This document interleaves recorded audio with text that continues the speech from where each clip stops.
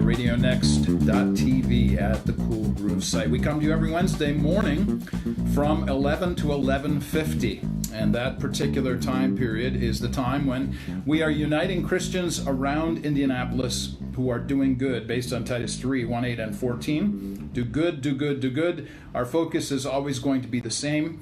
And our focus is a three-prong. We cross three bridges, actually, at Comenius. The first bridge is into college.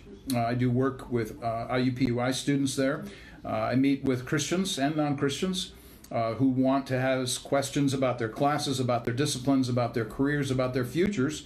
Looking forward to actually having a long conversation yet today. I've got one scheduled with one student who goes to McKinney Law School. Thanks ever so much for joining us, everybody. I'm trying to wave to everybody as we go. Thanks for your time with us today. The second bridge that we cross is into communities, which is what we're doing actually right now on the radio. Glad to do this. Communities in and around Indianapolis, which are doing good, Christian communities, and we're glad for that. Our focus is always to unite cultures, to bridge cultures, and so we're inviting lots of different folks who don't look like me on this particular program. This month, of course, is Women's History Month, and so 3 out of 4 of our guests are women who are going to tell us a little bit about their heroes and about their commitment to Women's History Month. And then the third bridge that we cross is into culture, and I do this through speaking and writing. You can go to my website, warpandwoof.org, that's warpandwoof.org, or go to the Comenius Institute website, comeniusinstitute.org or .com, and find us there, and you will find all kinds of essays, podcasts, video teaching, all kinds of things. We have our YouTube channel up. Subscribe to us there. Get everything that comes out immediately when it comes out. We have once a week Truth in 2 that comes out on Tuesdays. Glad to give Christian truth in 2 minutes, and you can find all of those archived on YouTube as well as on the Comenius site. Actually, this week is a busy week as I'm speaking down at IU Bloomington. Christian student group has invited me down to speak on competing worldviews, and specifically the worldviews that we're going to be dealing with have to do with those that come contrary to a Christian point of view. And so I'll be down there on Thursday evening, and then Friday evening we'll be talking about film. I've written a book on movies, and I'd like to engage that on a regular basis. But this morning, we are glad to have Vanessa Stringer with us. Thanks so much, Vanessa, for joining us. Thank you. Thank you. I'm so glad to be here. Good. Thank you. Well, let's jump in, first of all, to the Women's History Month and talk a little bit about the importance of that for you as an individual. It's amazing to see how long we have gone, from all of our rights and everything. And I think that we sometimes take it for granted, Sure. or even ignore that we still have a long way to go. So I'm excited to just celebrate all of the women that have been doing amazing things in our community and making a difference in the world. How, if I were to ask you if you had a hero or a heroine, who might that be? I inspire myself in so many people that I have around. I just like to keep it realistic. But I do love the story and all the empowerment that comes with Mary Kay Ash. I just love, everything that she has done while she was alive and everything that keeps going with, how many women she has made a difference in their lives, and how many people are still being able to, provide for their family and hopefully for a long time be able to take advantage of what she has done. For those who are not women, let's make that very clear. Could you give all the guys out there a shout as to what Mary Kay is? Some of them might not know. Yeah, she's an entrepreneur. She started... she was working with a company in sales, direct sales, and she did amazing. But at some point, she was cut off from her job. She had $5,000. She started her company with $5,000. She acquired the license for one of the cosmetic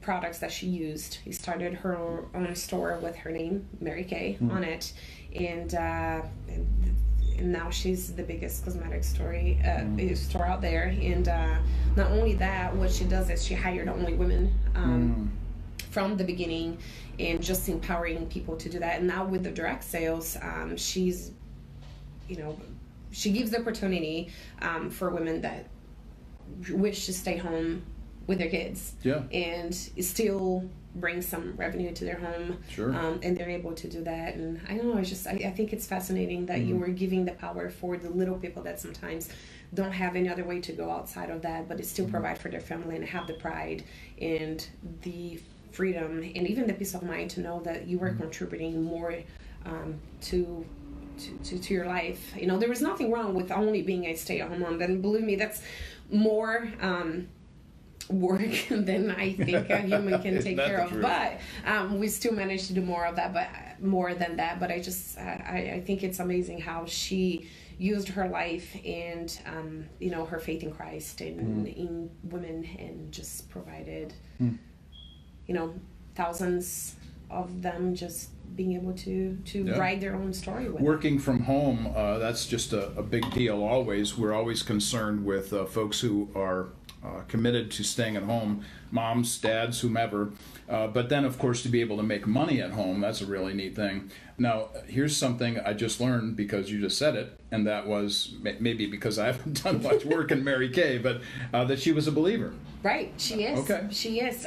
Actually, Truth at Work conference, I believe, last year, had someone someone that actually worked with her. Okay.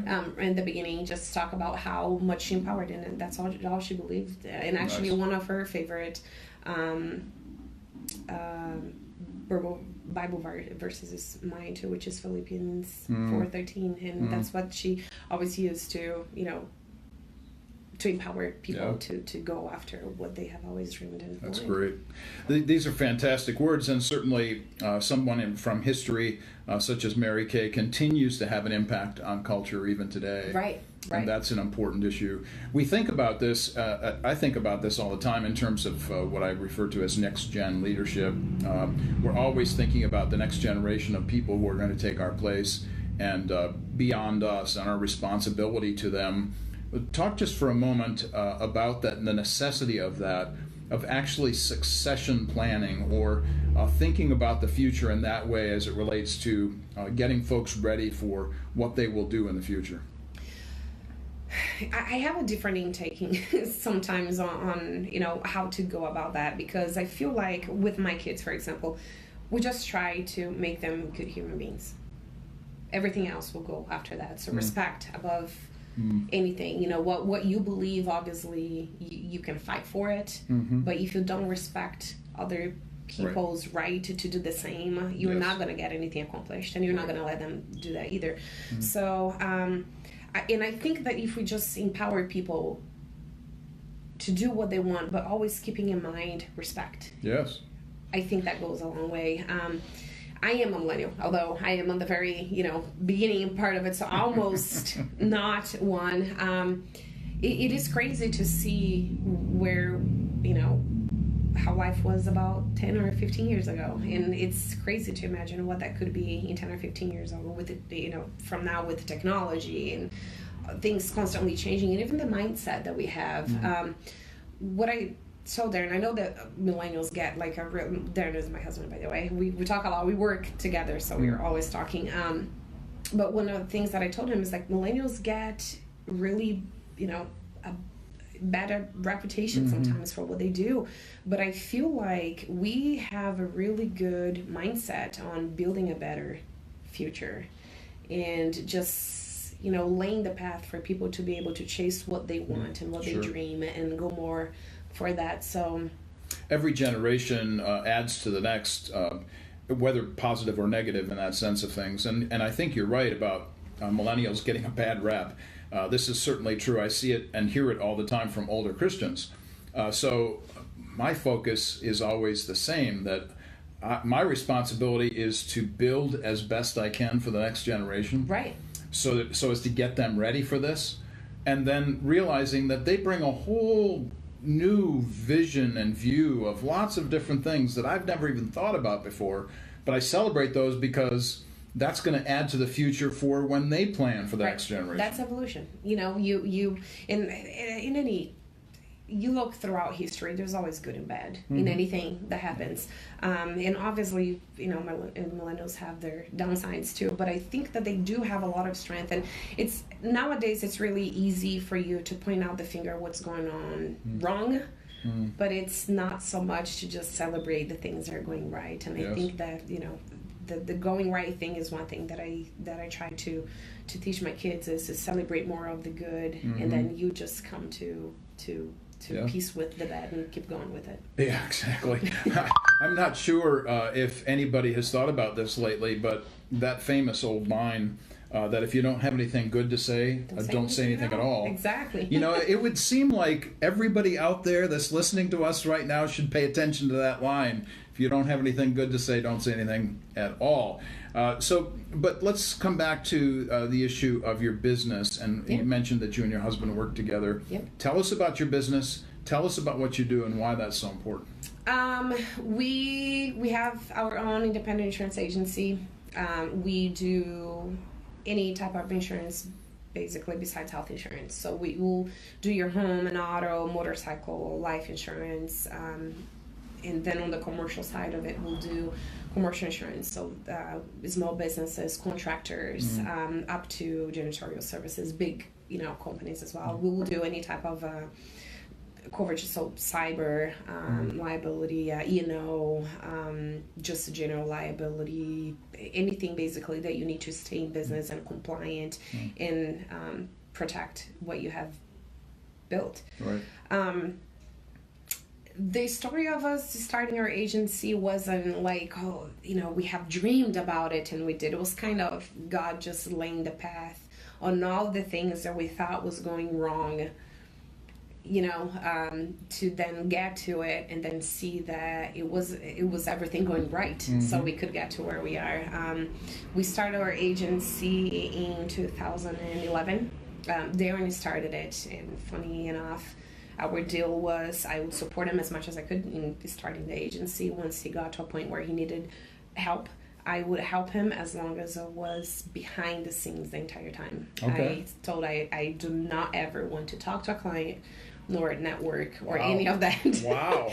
And then that lasted about 8 months when someone came and asked for me to go to a network meeting. And Darren had something else going on. So I had to go, and I came back and I said, I actually just want the opposite of it. How about you take all of the behind the scenes and I'll go network. I just love people, and I love hearing people's story. And I think because of it, it adds to what we like doing. You can't just you can't just get a simple auto policy and just ask what car you have and your driver's license and name and date of birth. I mean, you need to understand these people's story and why they're trying to do what they do, so you can advise them on what they need in order to protect all of their assets. We are very secure people. We are insurance agents by trade. I am not a risk taker, although I left Brazil to be here. That's quite a risk. Yeah, that's funny how I'm not a risk taker. I think I have always had, dreams and things that I wanted to go, but I'm not a risk taker per se. So I just love talking to people, seeing their stories behind their business and how they started and what they have in stake and how I can do my part to make sure that I have their personal lines and commercial lines protected, so they don't, in an unfortunate event, end up losing everything they have. And So you won't be walking a tightrope over Niagara Falls then? No risk there? No, not at all. Not at all. At some point, I did think I would like to skydive, and I think that was like the craziest idea that I had. And then I had kids, and now I'm a mom, so I think they need me more than I need to skydive. But no, I have done some fun things, but no, I'm not a risk taker. Well, let's stay with this insurance issue in particular, because I think it's important as we started this particular show to talk through the issue of not just connecting to story, but also connecting to the issue of what people are doing for the future. And I think about that as relates to what you do. You're actually helping people. You're committing with people to protect their future. Why is that so important in this particular age? Technology is Okay. there. There are companies where you can just go and bind your own insurance for your home and auto, and you may think you're protected until you find out that you're not. And I think that that's the most important part of it. It's just talking to someone and understanding who they are and what they're trying to protect. I have nothing against technology, and that's just how we are going. You know, inevitably we're going to get there. But I just feel like, Mark, you are the best equipped person to talk to students and guide them through your institution to the path where you'd like for them to go. You have all of the studies, you have all of the time commitment and the knowledge in order to guide them that way. If I ask you to draw the best policy to cover your business and your personal lines, and then just look at business around there, and just, that's probably not your best suit, because you have not put so much thought and exactly into that. Right. So I think that's the important part of it. I love technology, and there are time and place for everything, but I feel like when you are coming to protect your assets, there's just so much that people don't even know. I mean, I can say it's pretty safe to say that at least half of the people that call me for quotes, when I ask them if they know what liability limits are, they don't. But they sometimes insist on having the state minimum, even though they don't know what that is. So I think I'm really big into educating yourself into any decisions that you make, and that's one of them that unfortunately doesn't take a lot of patience. And I'm not asking people to be experts on it. Sure. But that's where I come in. I want a relationship. I want to know why you do what you do. What would you like to protect? What is your biggest nightmare?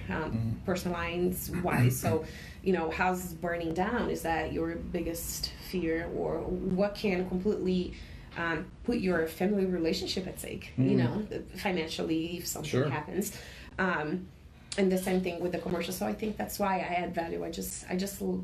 I love knowing why people do what I do, and then just helping them protect it. It would seem that, when you're committed to and interested in other people's stories, that it makes it so much easier then to do business together. It does. And there are companies that will say otherwise. Obviously, I would probably have a much bigger book of business if I was just getting a call, biting, and go on your way, and I'll go mine to the next client.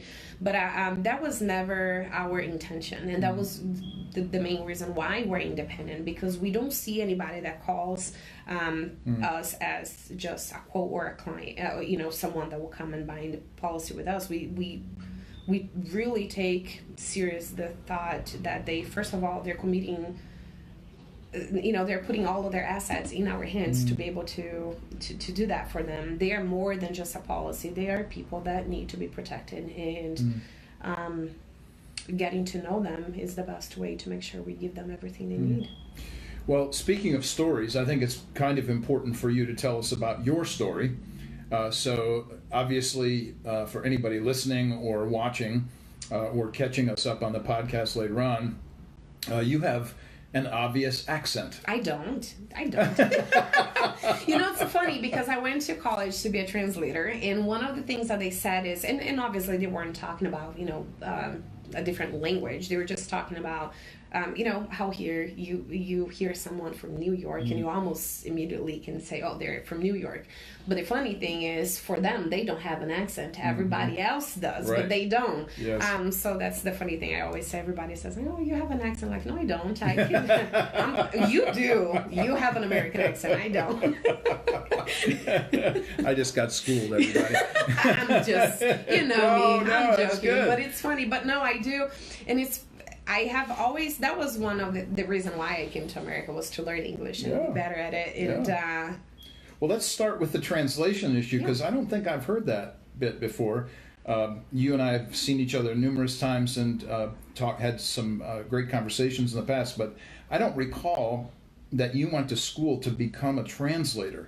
So did you work in the UN? How did you utilize your translation skills? I didn't. And the reason why, backing up a little bit, I've always wanted to learn English, and I can literally remember being about 4 or 5 years old and just rolling my tongue as I talked to my dolls, because in my mind I was speaking English to my future kids. How about that? So I have always wanted to be here.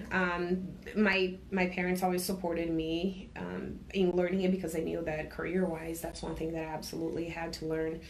So I went to school, studied there about 2.5 years when it came age for me to pick what I wanted to do in college. And I tend to go for the harder things, even though I'm not a risk taker. I tend to pick the hard path, it seems like. Okay. So I decided to go to apply for one of the best translating and interpreting schools in Brazil, even though I had no background, and I had 2.5 years of English, which if you I don't know if you know, you have a second language. So just so you have an idea, if you are learning Spanish in Brazil, you're going to go to school for about 6 months, a year, and you're fluent, because Portuguese and Spanish is so close. If you're going to learn German, it's about 14 years, because that's the difference. Wow. And English is about 7.5. So I did 2.5, and I thought I could. So I signed up for it, and I talked to people that had gone to that university, and they a couple of them left because they thought it was not something feasible. Sure. But I did pass, and I did go. Out of 100 and something people in my class, it was me and 2 others that had never been abroad. So did the first year well, second year well, but it just came to a point, and meanwhile I was teaching English at a school too, and meanwhile it just got to a point where I thought that what I was giving my students wasn't enough. I was giving them knowledge that they could acquire just by reading a book or going online, or anybody could give them what I was giving.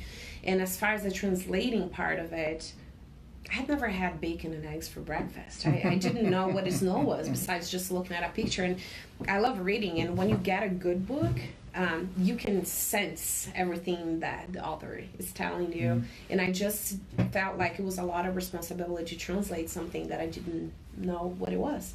So I came home and I told my parents I would stop at in the middle of so I had gone for 2.5 years, and I was going to stop, come to America, be an American for a year, and then come back to finish. And 11 years later, I'm still here. Wow. I think that's going to have to be the second half of our program here.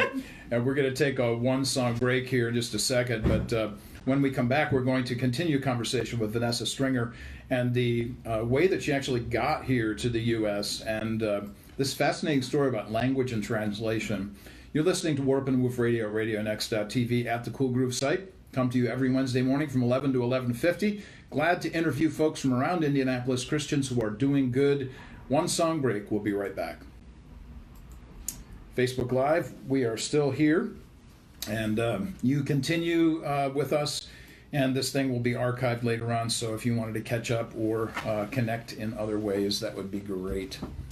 So the whole translation thing, that's really fascinating. I love languages. Okay. And it's just so funny how much that has to do with your culture. You don't think so, but one of the first things that I learned, which I thought was fascinating, is that even the pitch in your voice changes when you change languages. Oh my word. So if you listen to my voicemail right now, you think it's 2 different people talking, because I say the first half in Portuguese, the first half in... Actually, I changed yesterday, so not anymore. I just left English because I wasn't in a hurry.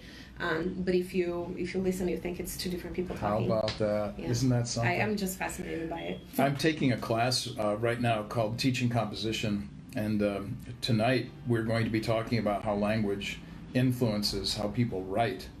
So not only am I going to tell them about you today and about the radio show, but I'm also going to ask you about that from your vantage point. Right. How has language shifted, changed, morphed, whatever you want to say, how you write?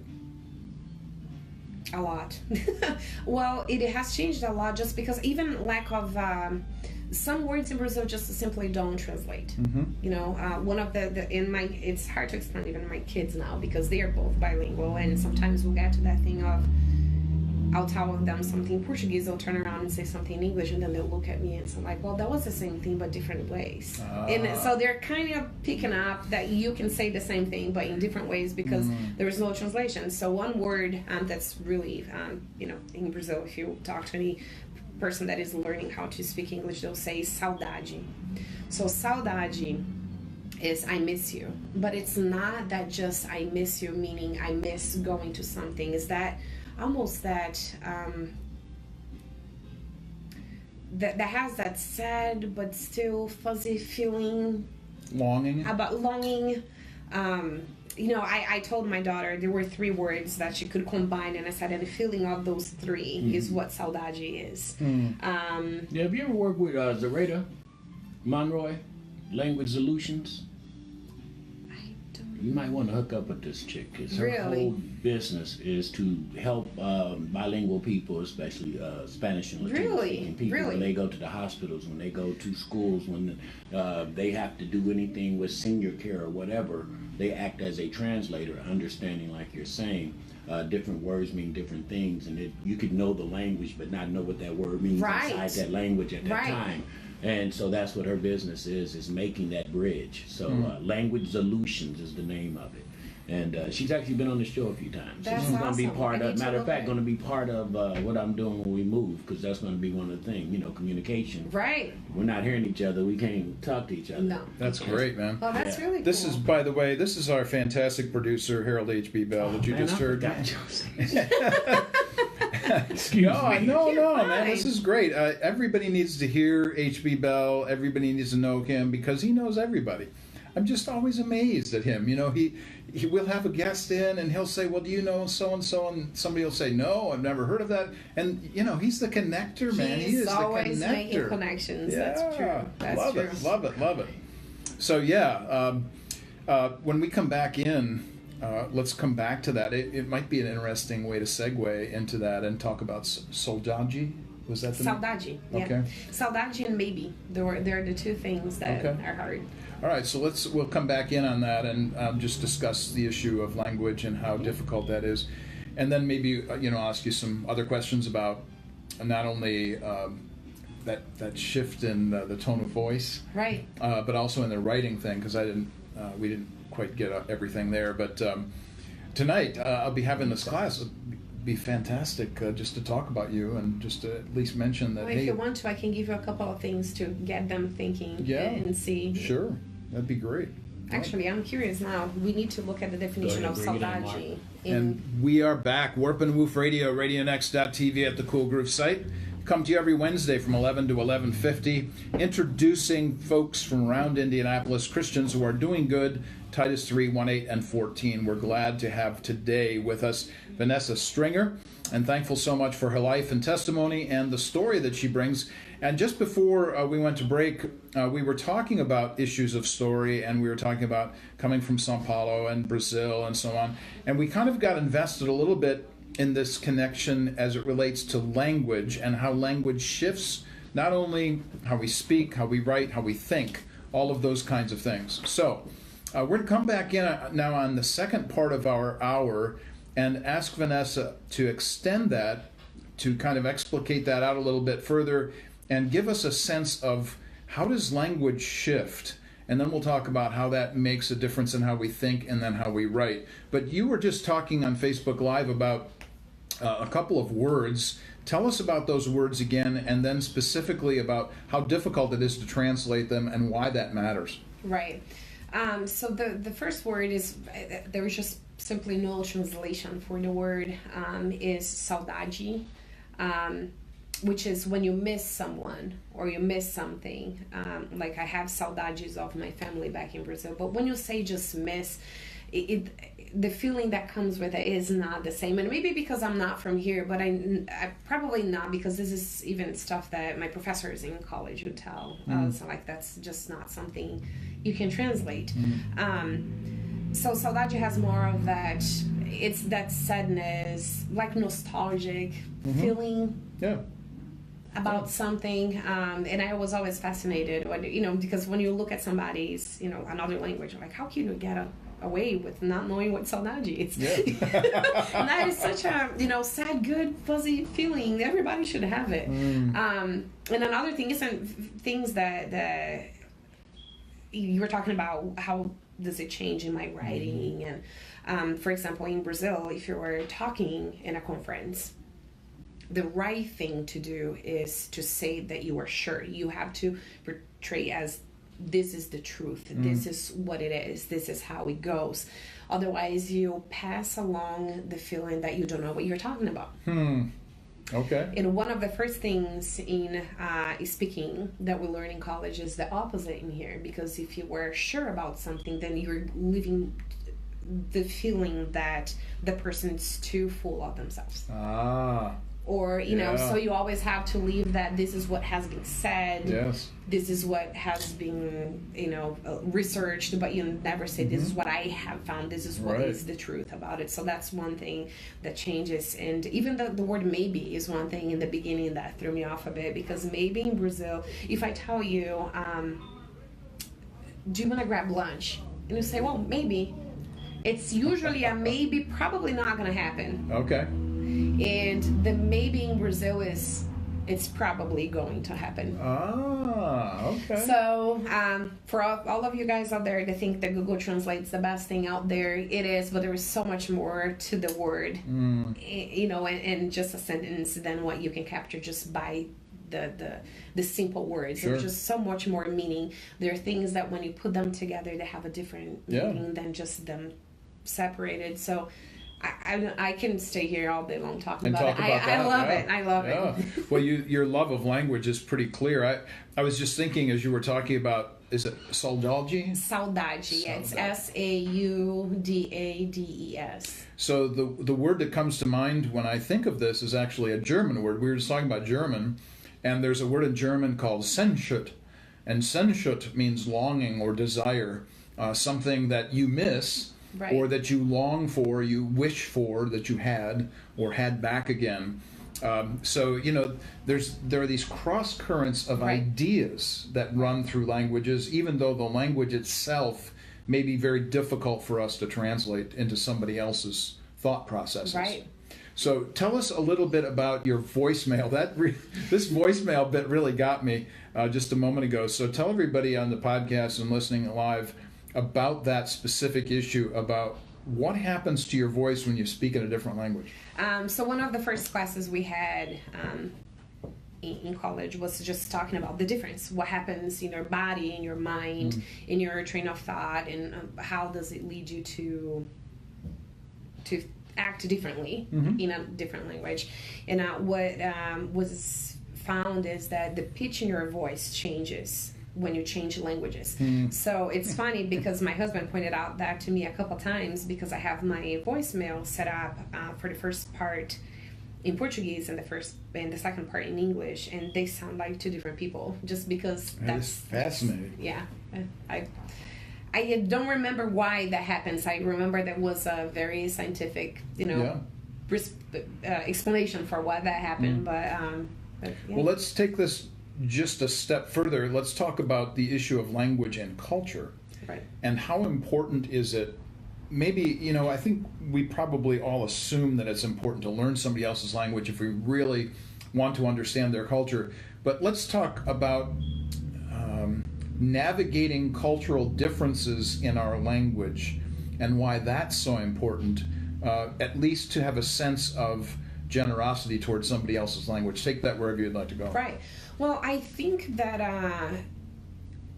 language is pretty much understanding where someone comes from. So before, for example, my husband and I decided that we wanted to take a step, further and get engaged and married, I made sure to take him back to Brazil because I needed to, who he has in here is the consequence of something that happened in Brazil. And your husband is from, just so everybody knows? Fort Wayne, Indiana. Okay, so as American as it can be. Us Americans. But it was just important for him to know because he was going to have to deal with the consequences of, and I think that was going to give him a much bigger understanding of why I am the way I am, and also know that his kids would be both American and Brazilian. So Yes. he needed to know what that really meant. But just comparing, and I came from a really different background than what I was brought here to. Okay. I was in a very poor side of life before coming in here. Have always had food. That has never, thankfully, been an issue with us, but I didn't have much more than that. When I came in here, I came to be an au pair for a very successful family in the area of guys. So the first thing that I had was, that shock, not only culturally, but also financially. Just so everybody knows, an au pair is? Someone that you would pick from a different country to come take care of your kids, and then in exchange of that you would pay for them an amount, but it's not a job description. It's for a 1-year program. They live with you, they would go to church with you, they would go to family vacations and gatherings, and they would leave. The idea behind it is just for you to leave the American life for 1 year while you are teaching the kids that perspective of respecting other culture and being an any on the top of it. Thanks for explaining that. Yeah, absolutely.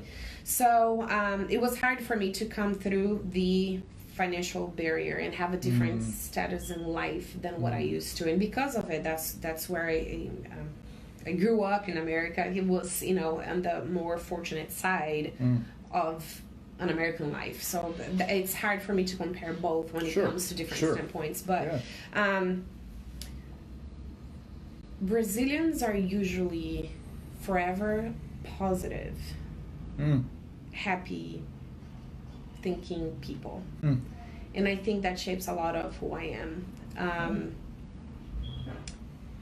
She's very happy. I'm always, we're alive. We Really, have, how can we not be? Yeah. We were so fortunate to have, it doesn't matter what comes bad in your life, there is always a good thing going on. You may not highlight and see that, but there is always a good thing going on. And there is one saying in Brazil that says, I'm Brazilian, I never give up. And that's truly what pretty much everybody lives by. Until we see that there is absolutely no hope, we'll keep going. And I think that's a little bit of the mindset that it has in here. I don't know. I'm still learning. And especially now raising kids, I have to be more aware of what the differences are, so it doesn't come across when I'm trying to explain them as the good and the bad in either of the culture. Is just the difference. So it's not the good and bad, it's just the different. It's interesting that you mentioned that. Actually, I'm going to be speaking at IU tomorrow night, and one of the things that I'm going to highlight is this very idea that I don't think Christianity is better. I think it's very different. Right. And when you think of something as distinctive, that it stands out, then maybe you ought to look at it a little closer to make sure. The exclusivity of the Christian message is one that's pretty clear when you start listening to what Jesus has to say about not only life, but about himself. That's an important idea, but beyond that, to suggest this baseline idea that there are very distinct differences in culture, and we need to pay attention to what those might be, and as you suggested earlier, to give respect to people for who they are and where they live and where they've come from. It doesn't matter for every consequence, for every act that somebody has, for something that somebody, the way someone does something, there's always an underline, a why.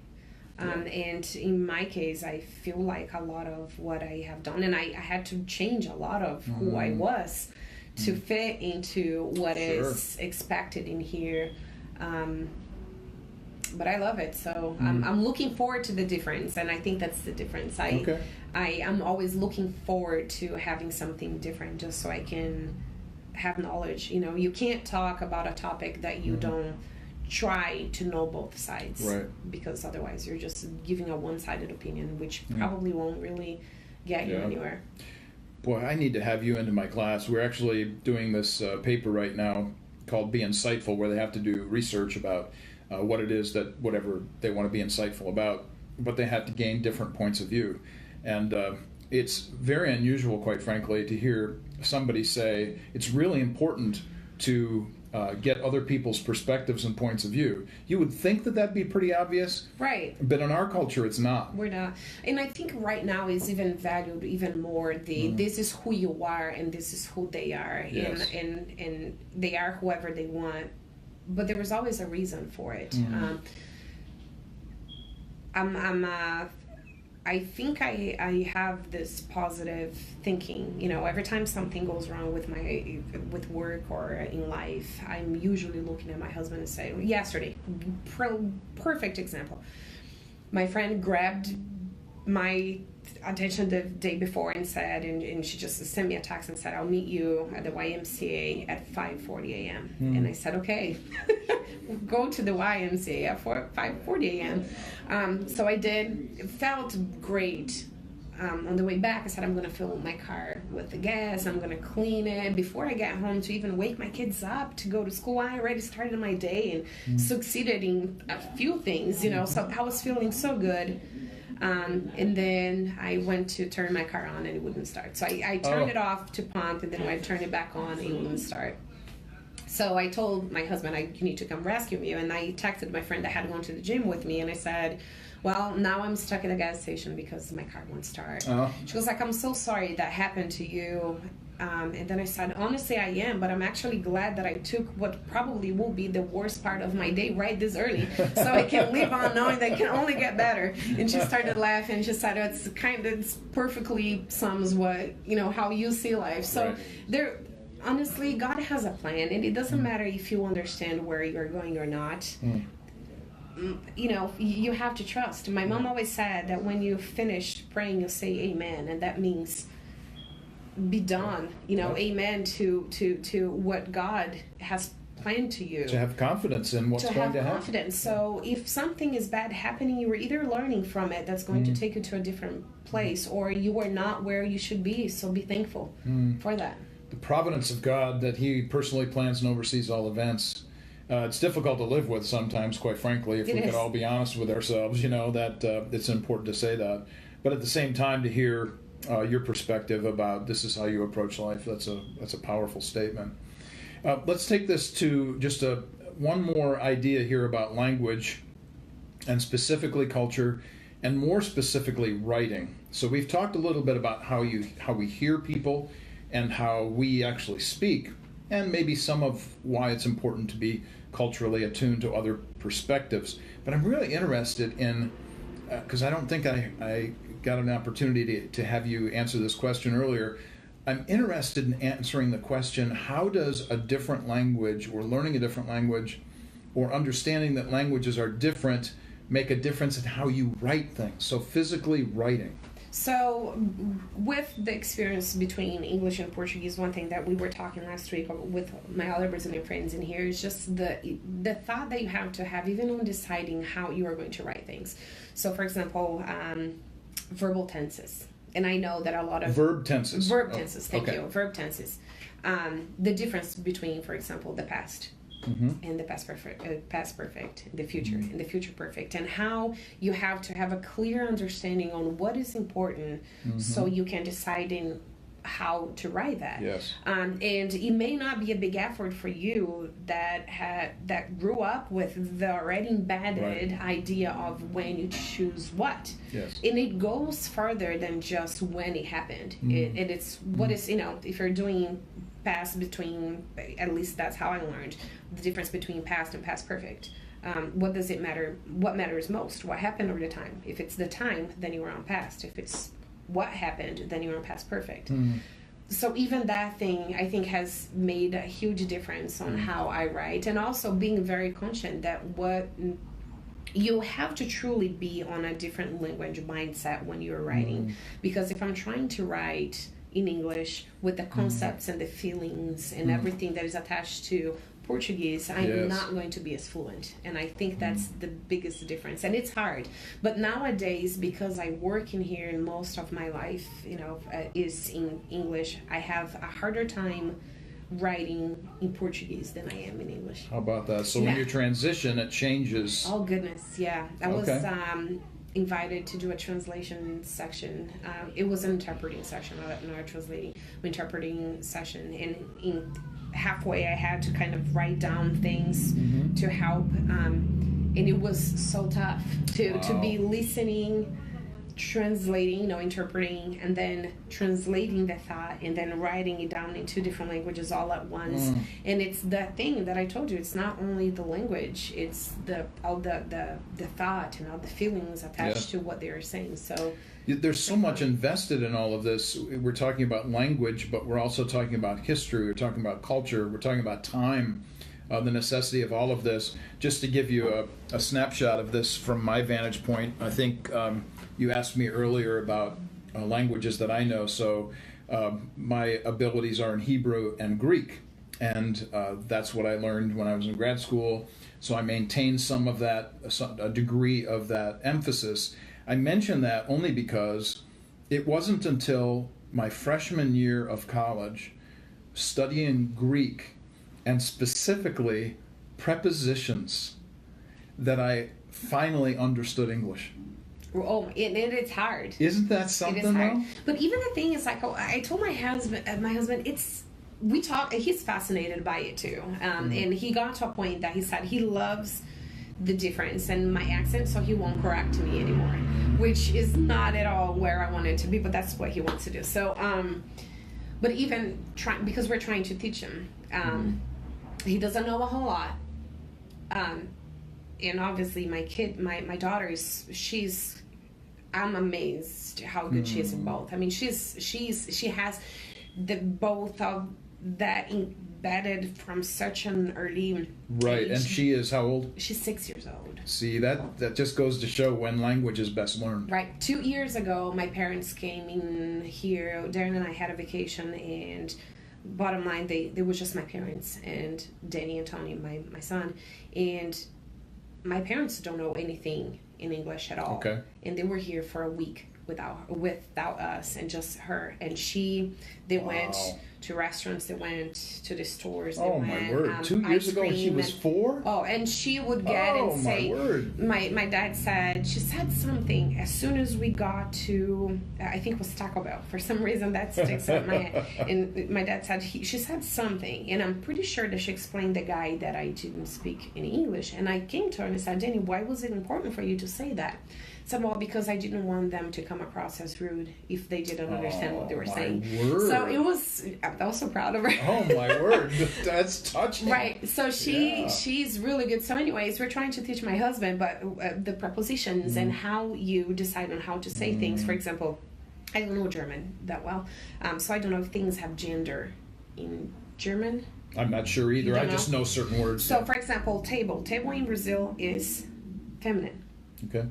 So it's a mesa. Okay.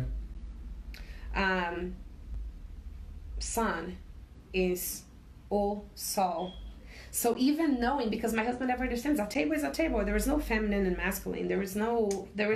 Gender is not a thing. It's just a table. But in Brazil, everything has a gender. The street is female. Yes. And that is how you put all your prepositions and how you even agree on the verb tenses as well. So it's really more complex than what it is in English. And that's really true in Greek, more specifically even than Hebrew, but you're right about the verb tenses. I'm having flashbacks to pluperfect and things like these kinds of concepts coming out of other languages, but the imperative of this, I'm struck though by the fact that it's more difficult for you to go backwards, to learn to communicate in the language that you were fluent in growing up, more difficult now to go back to it. So let's talk for a moment, because I think everybody needs to hear something to this idea. How difficult is it, and maybe speak to the cultural impact of understanding why it is hard for people to go back in their thinking, and why it's still important for them to go back in their thinking? Right.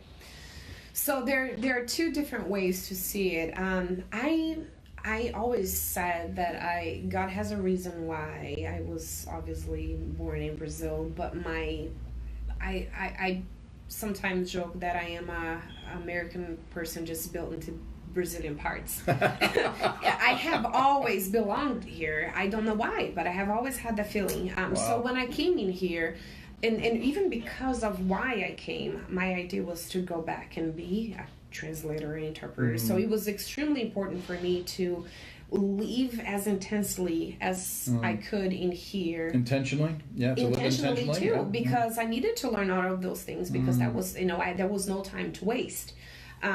So I think I made an extra effort to become American. So, the way I did things, the way I answered things, the way I planned things was always on the more American way, because that in my idea, I had 1-2 years max to learn as much as I could to come back.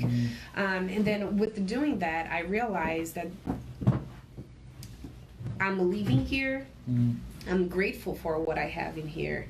The least that I can do is do more of what you do, so I can mix. Yes. And then in doing that, I am creating relationships. And then on those relationships that I'm creating, I am understanding for who it makes a difference, where I'm from or not. Yes. There are some people that are extremely curious and they want to know, and that makes a difference. And then with those people, I'm going to discuss the differences and everything else. There are other people that just don't care. They don't care. And with those people, I just don't have a need. Nor almost a chance on discussing those things. So I think it's important for me to know where I am from, and even to stay humble. And I don't have a whole lot here, that's not at all, but comparing my lifestyle and my life and the opportunities I have in here with what I could have had in Brazil, they're light and day difference. And I really, truly think that God has a plan. Our family has something to accomplish with the relationship between Brazil and America, and so I bring my kids to Brazil. That's fantastic. Often so they can know where they come from. Absolutely. Yeah. This has been a fascinating discussion. Honestly, I just looked at my watch and realized we are out of time. Oh, goodness. Isn't it? I like talking. No, it's great. Absolutely fantastic. Polly Riddell, who was our Chief Connections Officer for Comenius, thanks so much for setting this up, Polly, with Vanessa. It's been really great. Of course, you told us that this would be an awesome interview, and of course it has been. Thanks to Josh Collingwood, who is setting up all the tech behind the scenes, the things that make us look good on social media. We're grateful for that. And of course, our wonderful producer, HB Bell, who sits across from us, takes care of all the background stuff. Been doing this for a long, long time. Anybody who wants to know anybody in Indy needs to see HB. We're grateful for all of those folks. Thanks so much, Vanessa, for being with us today. Thank you. Yeah, we're grateful. We're going to come back again next week, Wednesday from 11 to 11:50. We'll be Facebook Live, Radio Live, as well as a podcast. We'll put this podcast up later on. This is going to be very intriguing. In fact, so much so that I'm going to push it out to some of my IUPUI students as well as my colleagues there because they need to hear some of the things you had to say. This has been a great interview today. We need to have you back. We need to continue this conversation. Absolutely, anytime. And thanks so much, everybody. Facebook Live, everybody on the radio, we're grateful. We'll see you again next week.